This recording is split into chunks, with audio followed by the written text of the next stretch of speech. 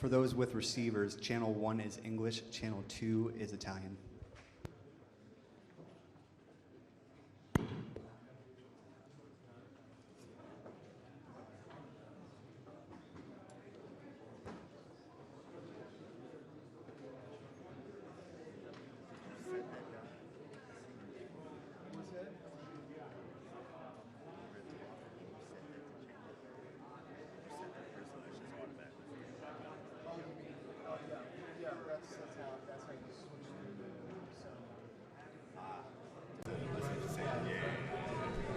Guys, if you're looking for 1, 2, 3, 4, 5, 6, 7.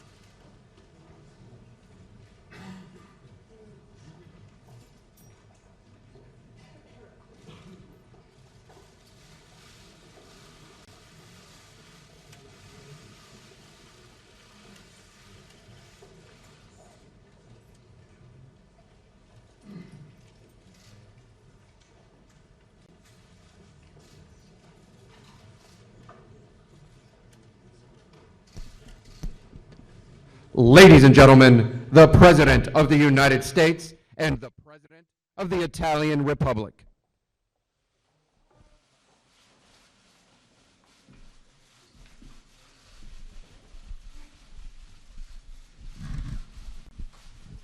Thank you very much. Today, it is my honor to welcome President Sergio Mattarella of Italy to the White House. We've known each other for a while, we've dealt with each other for a while, and we've had some really great conversations. We've had a very productive discussion throughout the day with our staffs and representatives, and I look forward to hosting the President and his daughter Laura at a reception for the Italian Americans this evening. I look forward to that very much. The United States and Italy are bound together by a shared cultural and political heritage dating back thousands of years to ancient Rome. Over the centuries, the Italian people have blessed our civilization with magnificent works of art, science, philosophy, architecture, and music. On Monday, we pay tribute to the Italian explorer who led a voyage of discovery to the New World, a gentleman known as Christopher Columbus, and to me it will always be called Columbus Day. Some people don't like that, I do. Today, the United States and Italy draw strength from our cherished heritage as we work together to safeguard our people and promote prosperity. As NATO allies, our countries cooperate closely on a wide range of critical defense issues, including the protection of our nations against radical Islamic terrorism.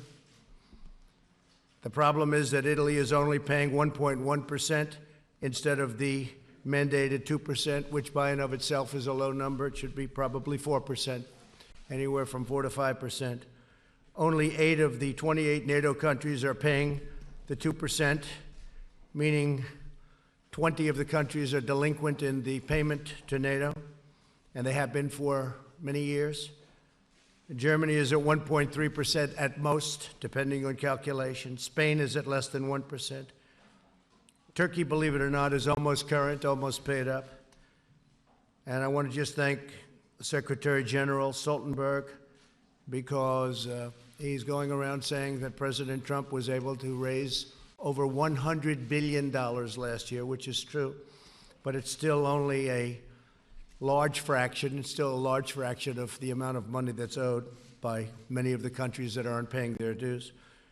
We hope that Italy will boost its defense spending in order to meet NATO's minimum 2% of GDP.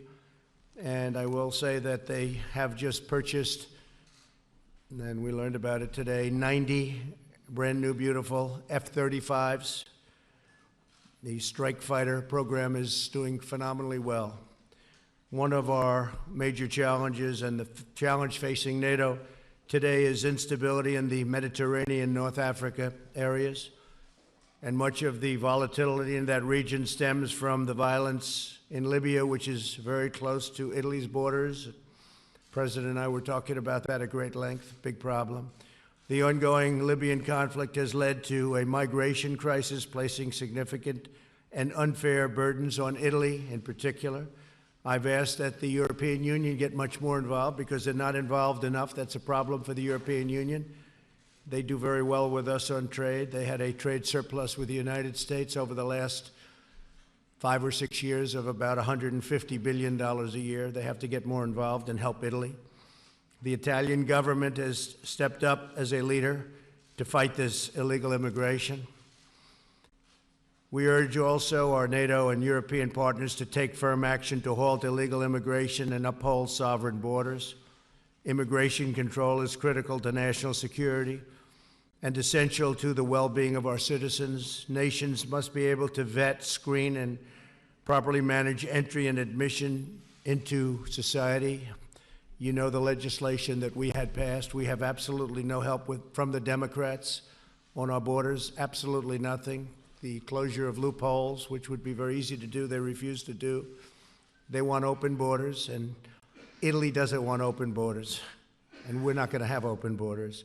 and our numbers are very good. I want to thank also Mexico and the President of Mexico for the great help they've given us. They've helped us much more than the Democrats.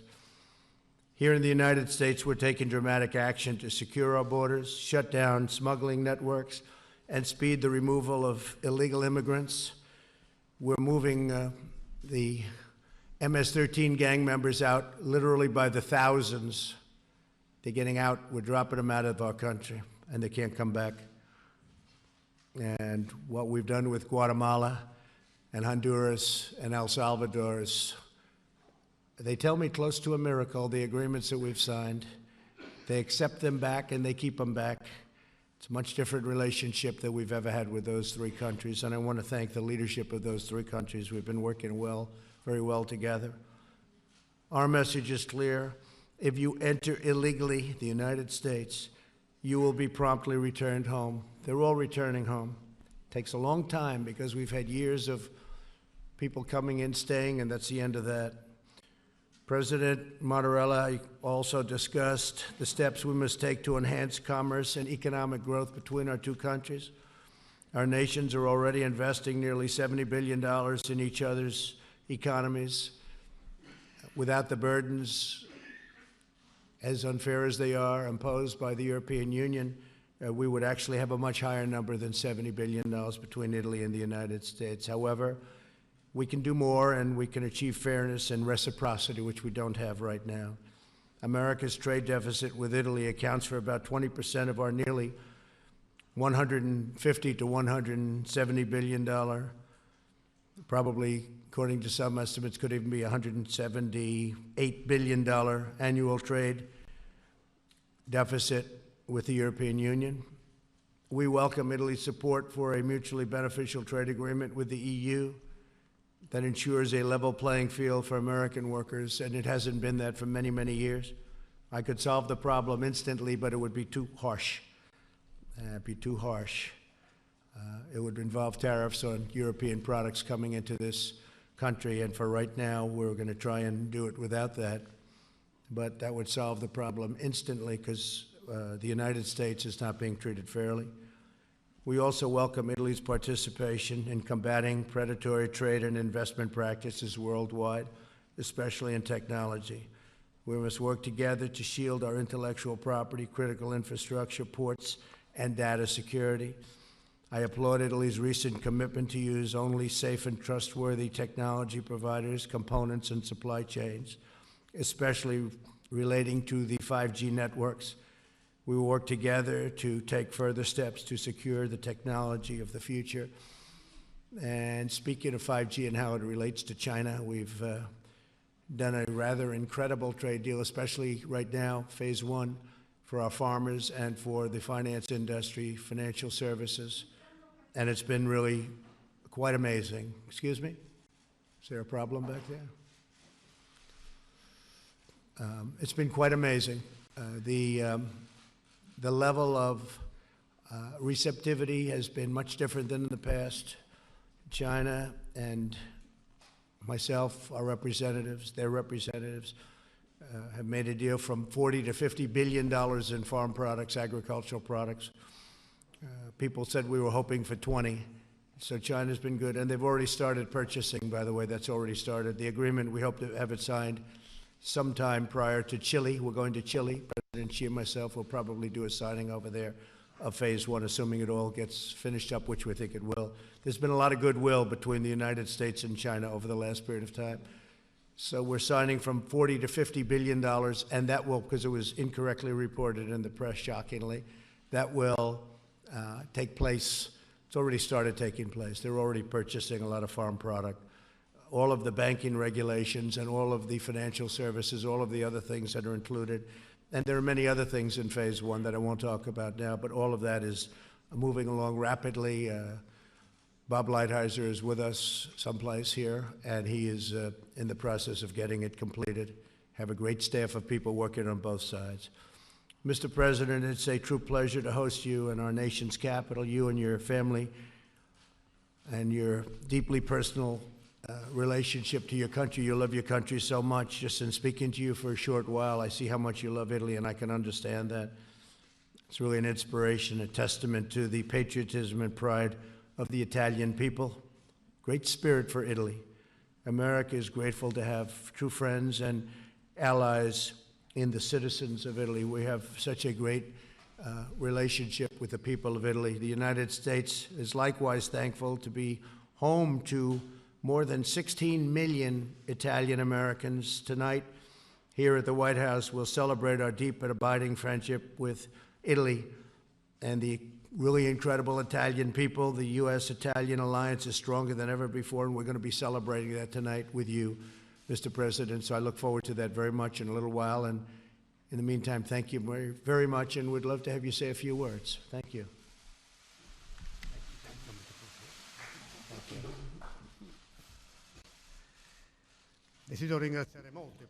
I want to thank President Trump very much for his invitation and for the welcome, both to myself and to my entire delegation. The relationship between the United States and Italy are marked by a deep friendship and by common interests, both strengthened by the presence here in the U.S. of so many Americans of Italian descent. That's another reason why I'm so happy to be here on this visit in October, dedicated this year again to Italian heritage.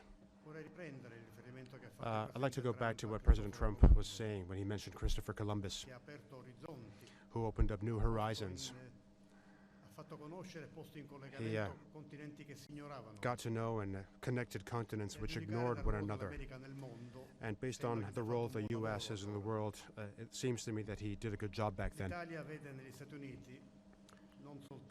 To Italy, the U.S. is not only a fundamental ally, it is also a country with which it shares the same path of democracy, a country which shares the same values of freedom, of the protection of human rights, of the respect for minorities, of the rule of law. Italy's international vision is based on the pillar, which is the Atlantic Alliance, which then over time also led to European integration of the European Union, which was a consistent process. These were two essential elements in our foreign policy and in our cooperation. We are united. The US, Italy, and Europe are united due to our history, due to our common references, due to the culture we share, and due to the very intense human relations we have between our fellow citizens. As President Trump mentioned earlier, we talked about NATO. And NATO is first and foremost a community of values, which Italy recognizes and to which Italy participates with a great deal of conviction and very factually. Italy has always contributed very intensely to NATO missions and operations, and with a great deal of effectiveness. We have substantially supported the activities of the alliance. And I'd like to remind you of the fact that besides being the fifth contributor to NATO, Italy is the second contributor in terms of the troops it devotes to NATO missions. And after the US, we rank number 2 in the number of troops participating in NATO operations. Along with all of the other missions we perform through the UN and in the coalition against terrorism, which has developed in recent years. And I'd like to remind you of the fact that as we speak, 6 Italian F-35s of the Italian Air Force are patrolling the skies over Iceland within the framework of the second NATO mandate as a way of ensuring peace and security. Italy has constantly reiterated that the transatlantic spirit has to be nurtured, protected with all of our strength in all the dimensions of the relationship we share. And with this spirit in mind, we hope, I hope, that with the new 5-year parliamentary term within the new European Union, we can foster our cooperation on trade between the U.S. and the EU. We are aiming to define solutions that can strengthen our relationships, because commercial trade tensions are to the benefit of no one. We feel that imposing tariffs on one another mutually is counterproductive, and it damages both of our economies. And I'd like to add that we share with the U.S. The belief that the WTO should be reformed as a way of making it more efficient and more effective. And as President Trump mentioned, we talked about Syria. We are deeply concerned with Turkey's offensive in the northeastern part of Syria. And this attack in a limited number of days has already caused a number of casualties and tens of thousands of refugees and displaced people. And there were plenty of victims amongst civilians as well. This is an attack which also has another risk, namely that of offering new space, which was unthinkable up to a few days ago to ISIS and to its criminal terrorist activities in Syria, in the Middle East, but not just in the Middle East, also in other continents around the world. Italy, in line with the EU's position, condemns the Turkish operations which are ongoing. We have also talked about Libya. And we talked about this topic, as all of the other topics, with the spirit of friendship and in a very tangible way. The current situation in Libya is a source of deep concern to us, and we are convinced of the fact that the violence and the military attacks can destabilize all of North Africa. It increases the threat of terrorism, and it contributes to creating an environment which fosters all kinds of illegal trafficking. And of course, it jeopardizes the production of energy in that country. And most of all, it denies the Libyan people the possibility of finding a peaceful solution, which it deserves after so many years. We talked about our relationships with China together with President Trump. And through an open dialogue with China, we want to defend the world order based on clear rules, with the UN at the center of the world order, and an open and fair market, one which complies with the principles of the World Trade Organization. And from this point of view, we discussed two topics, namely security concerning new technologies, and I'm referring to 5G. Italy has been paying close attention to our national security requirements. It has paid close attention to it, and it will continue to do so.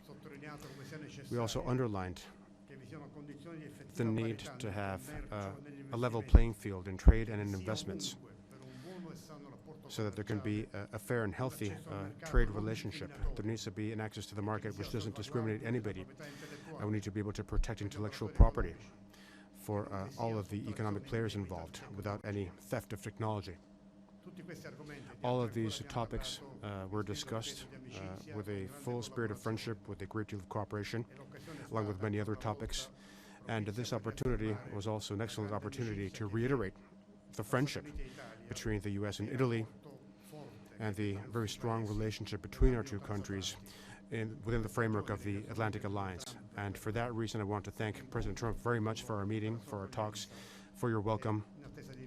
And I'll be seeing you again this afternoon on an occasion which will be filled with a great many elements of meaning and importance. Thank you, Mr. President. Thank you. Well, thank you very much, Mr. President. And the WTO, the World Trade Organization, as everyone knows, we just won $7.5 billion because of unfair trade practices.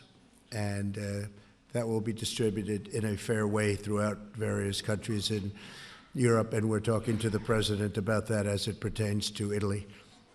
He thought we were a little bit harsh on Italy, and we don't want to be harsh on Italy. We'll never do that. So we'll look at that very strongly. We will look at that for you. That was one of the requests made, and we will be taking a look at that. Please. How are Thank you? you, Mr. President. I wanted to ask about Turkey. Did President Erdogan's decisions surprise you? And if they did not surprise you, would you make the same decision as you made before in removing U.S. forces? And I guess we just heard that UAW and GM may have been able to work out a deal. If I could get your reaction to that and what that might mean for the U.S. economy. And Mr. President, if I could ask you about the digital tax. Did the two of you discuss a possible digital tax as it relates to Amazon and Google? What progress were you able to make on that front? Thank you very much. No, President Erdogan's decision didn't surprise me because he's wanted to do that for a long time. He's been building up troops on the border with Syria for a long time, as you know. Our soldiers are mostly gone from the area. We only had 26, 28, but under 50. I think it's probably 28, but under 50 soldiers, and which is a very tiny force. And it didn't surprise me at all. This is, they've been warring for many years. It's unnatural for us, but it's sort of natural for them. They fight, and they fight long, and they fight hard, and they've been fighting Syria for a long time, and on the border, that's the border with Syria. And I say, why are we protecting Syria's land? Assad's not a friend of ours. Why are we protecting their land? And Syria also has a relationship with the Kurds, who, by the way, are no angels, okay? Who is an angel? There aren't too many around. But Syria has a relationship with the Kurds, so they'll come in for their border, and they'll fight. They may bring partners in. They could bring Russia in, and I say welcome to it. Russia went into Afghanistan when it was the Soviet Union, and it became Russia, became a much smaller country because of Afghanistan. You can overextend, you can do a lot of things, but frankly, if Russia is going to help in protecting the Kurds, that's a good thing, not a bad thing, but it would be led by Syria. And Syria doesn't want Turkey to take its land, I can understand that. But what does that have to do with the United States of America if they're fighting over Syria's land? Are we supposed to fight a NATO member in order that Syria, who is not our friend, keeps their land? I don't think so. But Syria does have a relationship with the Kurds. The thing that's common is that everybody hates ISIS. Now, the PKK, which is a part of the Kurds, as you know, is probably worse at terror and more of a terrorist threat in many ways than ISIS. So it's a very semi-complicated, not too complicated if you're smart, but it's a semi-complicated problem. And I think it's a problem that we have very nicely under control. We have two countries wanting their land. We have one country that wants land, perhaps that doesn't belong to them, because they want to have a 22-mile strip of, they call it freedom. They call it a lot of things. They want to get terrorists out. You have another country that says you can't have our land, and they're going to have to work that out. Now, with that being said, Vice President Mike Pence is going there. He'll be leaving either late tonight or tomorrow, and he was going to leave yesterday, but they have to have certain security done. He's a very important man in our country, and he'll be leaving with Secretary of State Pompeo. We already have representatives there negotiating with Turkey. We put massive sanctions on Turkey, and we have additional sanctions on Turkey. And when I ran on a basis we're going to bring our great soldiers back home where they belong. We don't have to fight these endless wars. We're bringing them back home. That's what I want on. And some people, whether you call it the military-industrial complex or beyond that, they'd like me to stay. One of the problems I have, and one of, for instance, with the witch hunt, you have people that want me to stay. They want me to fight forever. They do very well fighting. That's what they want to do, fight. A lot of companies want to fight because they make their weapons based on fighting, not based on peace. And they take care of a lot of people. I want to bring our soldiers back home. We're not a police force. We're a fighting force. We're the greatest fighting force ever. I spent $2.5 trillion over the last almost 3 years rebuilding our military. When I took it over, it was a mess. It was an absolute mess. It was totally depleted. You know that. A lot of people know that. Honest people all know that.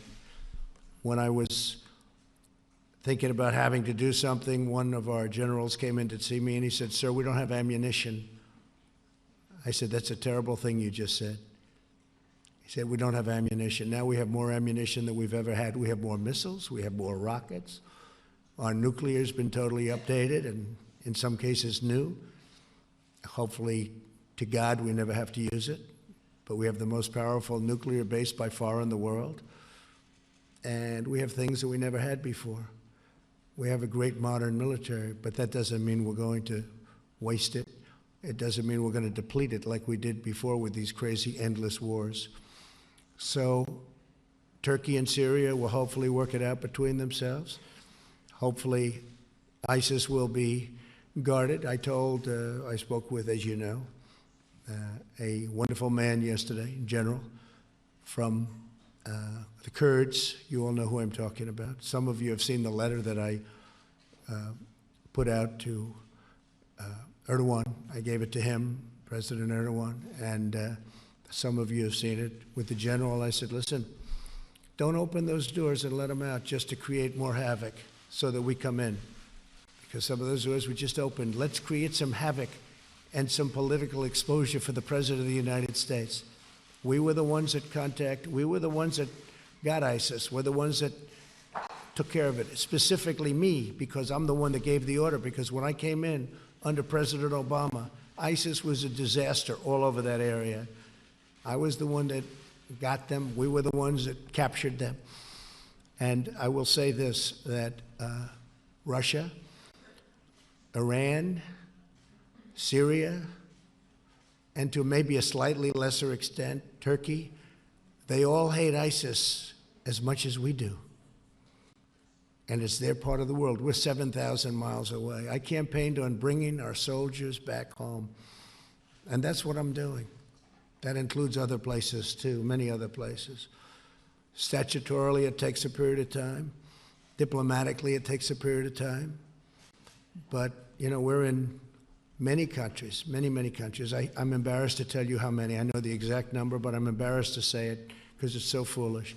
We're in countries, we're protecting countries that don't even like us. They take advantage of us. They don't pay, nothing. You probably saw, some of you wrote and covered the fact that we're sending some additional troops to Saudi Arabia. That's true, and I appreciate the fact that I negotiated for a short period of time, a matter of minutes, with Saudi Arabia, and they've agreed to pay for the full cost of all of that deployment, and more, much more. A very rich country, they should be paying, and so should many other countries be paying if they want this kind of protection. Same thing with NATO.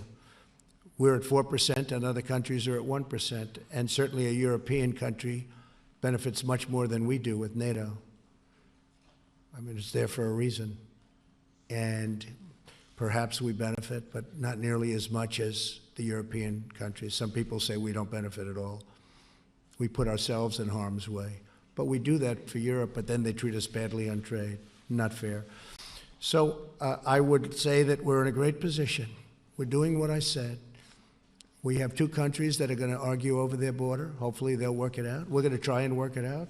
I think our vice president, who's a very capable man, will do well tomorrow. He's going to meet with President Erdogan. President Erdogan said he wouldn't meet with anybody, and he took that back just a little while ago, and he said, no, I will. And I think they'll have a successful meeting. If they don't, the sanctions and tariffs and other things that we're doing, we will do and are doing to Turkey, will be devastating to Turkey's economy. I got Pastor Brunson home. Nobody else could do it. The previous administration tried very hard. They were unable to do it. I did it very quickly. And let's see what happens. But I think we'll be successful. But we got to get out of the endless wars. We have to bring our troops back home. I go to Walter Reed and I give out Purple Hearts. Just did it on Friday. I see the incredible soldiers coming home to Dover, coming home in a coffin, on areas that we have nothing to do with. We have nothing to do with. And it's heartbreaking. I sign letters all the time to parents whose son was shot in different places in the Middle East, mostly. It's very heartbreaking to see, very heartbreaking. So I've said it, and it's through strength, not through weakness. Much harder to do what I'm doing. I could be like all of these others. Oh, just leave them there, leave them there. No, I can't do it. Much easier for me, much probably politically better for me just to say we'll leave a lot of people there and we'll fight. They don't even know what they're fighting for. It's much more difficult politically. It's not politically expedient, it's just the opposite. And I have people even on my side, they want to fight. I say, why are we fighting? I don't know. They don't even know. So you have Syria and you have Turkey. They're going to argue it out. Maybe they're going to fight it out, but our men aren't going to get killed over it. And just one other thing, they've been fighting for hundreds of years. It's been going on for hundreds of years. So it's a long answer, but I think I've got much of it out. Thank you very much. Please, question?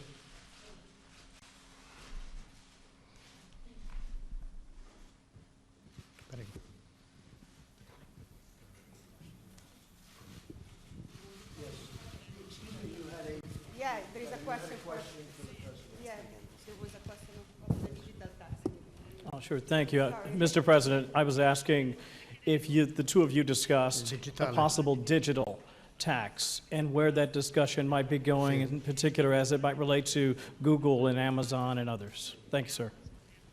Se ho compreso la domanda. Non abbiamo discusso. Yes, I understood the question. No, we did not talk about this. Peraltro vi sono un problema And of aperto di grande course, importanza, this vi is sono an anche open fondi issue. internazionali It's very important. It is being discussed in a number of different international contexts so that this important issue can be discussed and solved. Buongiorno. By the way, the digital tax, I have to say, is interesting because I did discuss it with another European Union member, namely France, and France is basically doing the digital tax. And I'm no fan of those companies. They were against me. Somebody said I lost maybe 2 million votes, maybe more because of Facebook. But these are American companies, and whether you like it or not, they're great, big American companies. And I'm not happy with the digital tax where France and European Union is taxing our companies. And as you know, we imposed a big tax on French wine because of it. So just to answer your question, Kevin, I'm not happy about the fact that they are taxing our companies. I'm not a fan of those companies, but if anybody's going to tax those companies, it should be the USA. It shouldn't be France and the European Union, who have really taken advantage of the United States. Okay? Thank you very much. Good question. Okay, you can pick somebody, Mr. President. Yes. Giovanna Pancheri, Sky News Italy, per il Presidente Mattarella. A question for President Mattarella. As far as Syria is concerned, Non mi sente bene? Adesso meglio? Riesce a sentirmi, Presidente? Per quanto riguarda la Siria, lei nei giorni As far as Syria is scorsi concerned, aveva ammonito in l'Europa recent su days, una you risposta troppo timida. talked about the risks Europe runs in terms of not responding to the situation.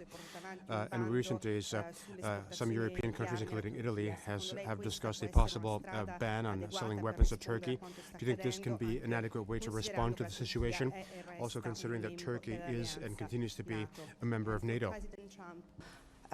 Mr. President, I would like to ask you, on September 27, Attorney General Barr has been in Rome to meet with Italian intelligence officials. I would like to know if you personally talk with Prime Minister Conte to arrange this meeting, which kind of information Attorney General Barr was looking for, and if you were satisfied from the information the Italian intelligence gathered for you. Thank you. Well, I don't know the details. I just know that our country is looking into the corruption of the 2016 election. It was a corrupt election, whether it's Comey or McCabe or Strzok or his lover, Lisa Page, the two great lovers. There was a lot of corruption. Maybe it goes right up to President Obama. I happen to think it does. But you look at Brennan and you look at Clapper, and you get some real beauties. I know that they're looking into the corruption. Obviously, the IG report's coming out soon, so we'll find out.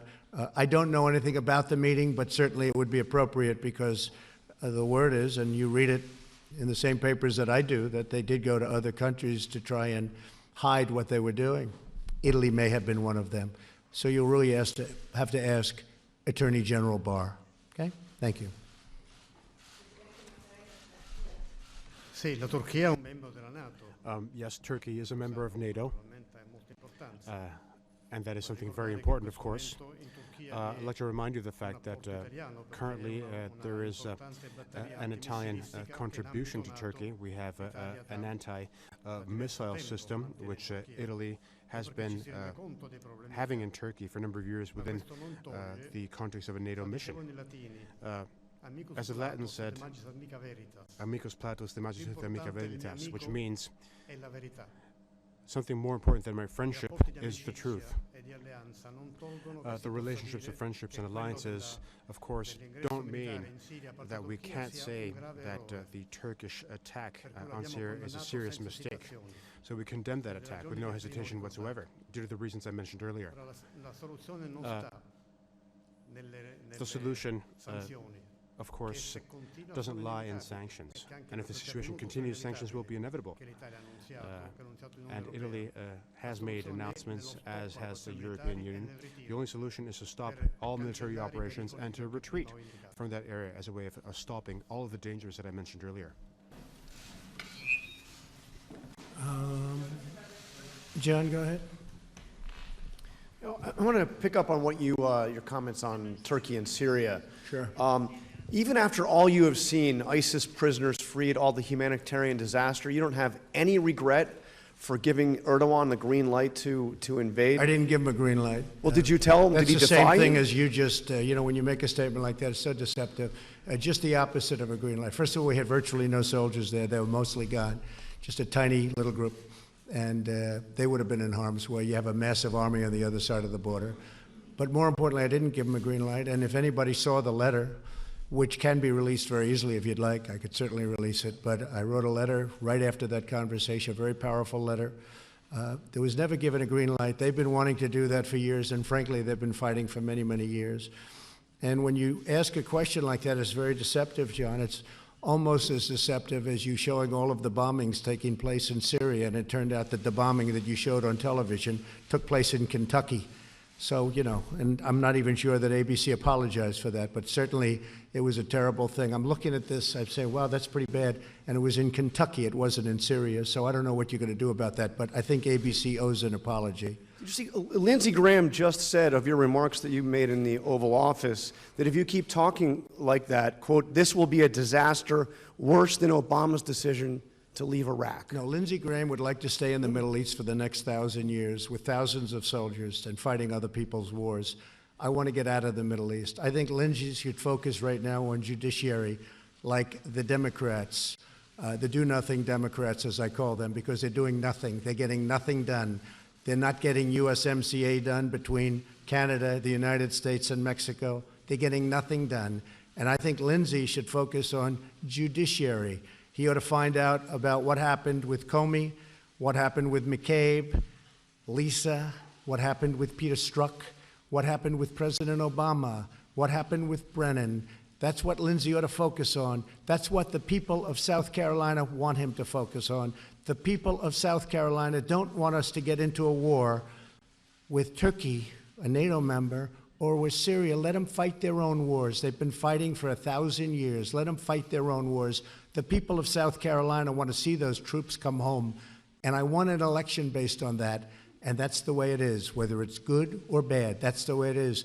And if you look at this country, I'd be willing to bet anything, political instinct, that that's what the country wants. I'm not going to get involved in a war between Turkey and Syria, especially when, if you look at the Kurds, and again, I say this with great respect, they're no angels. If you look at PKK, take a look at PKK. ISIS respects PKK. You know why? Because they're as tough or tougher than ISIS. You take a look at a lot of the things having to do, you have to say it. Nobody wants to say it.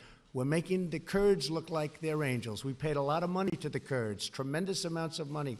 We've given them massive fortunes. And you know what? It's wonderful. They fought with us, but we paid a lot for them to fight with us.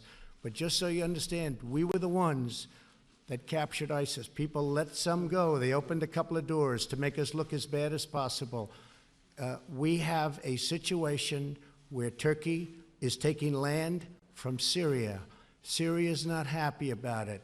Let them work it out. We shouldn't be over there. And you should get your accounts correct. And you shouldn't be showing up buildings blowing up in Kentucky and say it's Syria, because that really is fake news. Yes, please, ask a question. But you don't think the country's worried about ISIS? I mean, you mentioned earlier you think some of the countries might hate ISIS more than the United States. Absolutely. Russia hates ISIS. Russia hates ISIS as much as the United States does. Iran hates ISIS. I mean, we're fighting a war for Russia. We're fighting a war for Iran. You look at Syria. Syria hates ISIS. We're over there killing ISIS, and we're killing. Don't forget, we're 7,000 miles away. So we're killing ISIS. We're 7,000 miles away. Russia's much closer. Iran is right there. Turkey is right there. They all hate ISIS. Turkey a little bit less so, but the others very much. Russia had a plane blown up by ISIS. Russia wants nothing to do with ISIS. Russia's tough. They can kill ISIS just as well, and they happen to be in their neighborhood. And all I'm saying is this. I'm not going to lose potentially thousands and tens of thousands of American soldiers fighting a war between Turkey and Syria. Syria is not our friend. Assad is not our friend. That's the way it goes. Please ask a question. But Mr. President, you said you withdrew 28 troops. 28. They say it was 28. We thought it was 50, but it was about 28. 26 to 28 troops. And all look what's accounted for. happened Nobody since injured. Listen. All accounted for, nobody injured, nobody missing. It's really nice. But look what's happened since those troops were withdrawn and since you had that conversation with President Erdogan. You know what's happened? No American soldiers have been killed. That's what's happened. And other people will go in, and very easy to recapture those people that probably the Kurds let go to make a little bit stronger political impact. And that's okay. I fully understand it, but that's the way it goes. We're bringing our soldiers back home, and we've done a great job. We were supposed to be in Syria for 1 month. That was 10 years ago. And we've been a police force.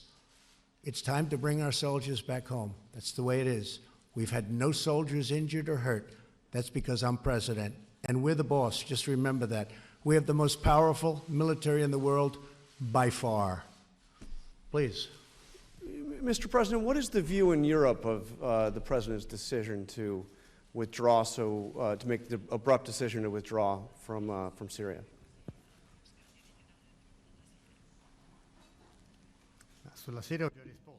Well, I already answered a question regarding Syria.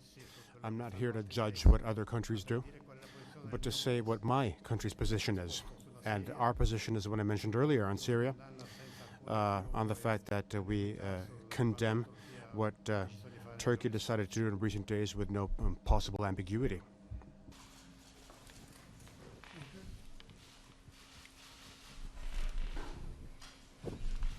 Donatella Di Nitto di La Press. Donatella Di Nitto of La Press. A question for President Mattarella. President Trump seems to being open on discussing the possible tariffs. So do you think it will be possible to avoid tariffs being imposed in 2 days' time? And a question for President Trump. Now, we all know your concerns concerning Huawei entering Italy's security system. Are you satisfied with the measures that Italy decided to implement? Well, I'll answer first. Yes, I am satisfied. They've been very accommodating.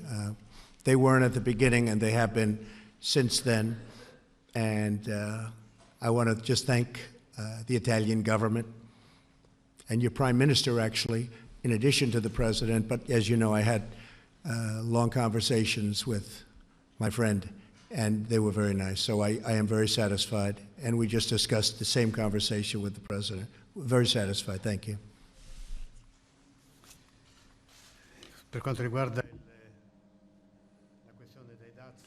As far as the topic of tariffs is concerned, tariffs following the WTO decision on the EU's contribution or the subsidies to the Airbus consortium, I already mentioned what our belief is. Let me repeat it. I think that within the transatlantic relationship and with the friendship that there has always been between the U.S. and the EU, it would be preferable to discuss our respective positions so that we can find a solution which takes into account the requirements of both parties, and that's wholly possible. The alternative would be that of imposing tariffs. Currently, following the WTO's decision concerning Airbus, there may be tariffs. And there may be tariffs in 6 months' time concerning the subsidies given to Boeing. This is a mere race between tariffs and mutual tariffs. I think it would be best to meet and to deal with our mutual needs so that a solution can be found. But if we don't do this now, it will have to be done soon. And I believe it would be best to find a solution immediately instead of imposing tariffs, which would lead to other tariffs, and that would be a damage to both of our economies. Well, actually, the tariff situation is interesting because it's like I said with China, and turned out to be true. We cannot lose a war of tariffs because the imbalance is so great between the United States and, in this case, the European Union. Also true with China. That turned out to be right. We've collected tens of billions of dollars of tariffs. We've given some to the farmers to make them even. And now the farmers are going to have a bigger contract than they ever thought possible. They won't be able to produce even that much, but I think they will because they're incredible and genius. As I say jokingly, but probably not jokingly, they'll just have to buy larger tractors, which is probably what they're doing right now. But the farmers come out so well. But in a war of tariffs with the European Union, the trade imbalance is so great that we can't lose that because they do much more business than we do. And that's unfortunate. But the word reciprocity is probably my favorite word. Of all of these words, all of the semi-complicated, complicated, to me not complicated at all, things that we're doing, it's got to be reciprocal. And it's not. The European Union's taken tremendous advantage of the United States. Many of us come through, one way or the other, through the European Union. That's the good news. The bad news is they've been very smart. They've been very smart. Jean-Claude has been brilliant. Now he's leaving, but he's been brilliant at really helping them and not helping us. And so that's changing now.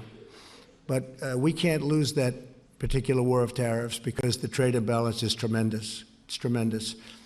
And if you look at what they don't have, the barriers that they put up tremendous barriers to our doing business in Europe. Tremendous barriers, both from a monetary standpoint and what they call non-monetary barriers. It's a very tough thing. Our farm products, very hard to get them in. Our cars, very hard to get them in.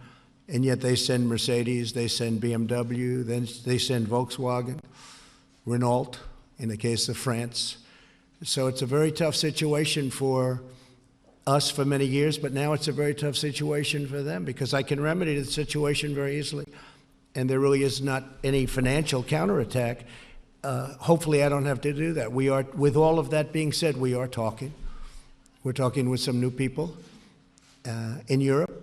And I hope it's going to be successful. That way we don't have to talk about it or worry about it because our relationship should be a great one. But we have to be treated fairly on NATO, and we have to be treated fairly on trade with the European Union. Thank you all very much. Thank you.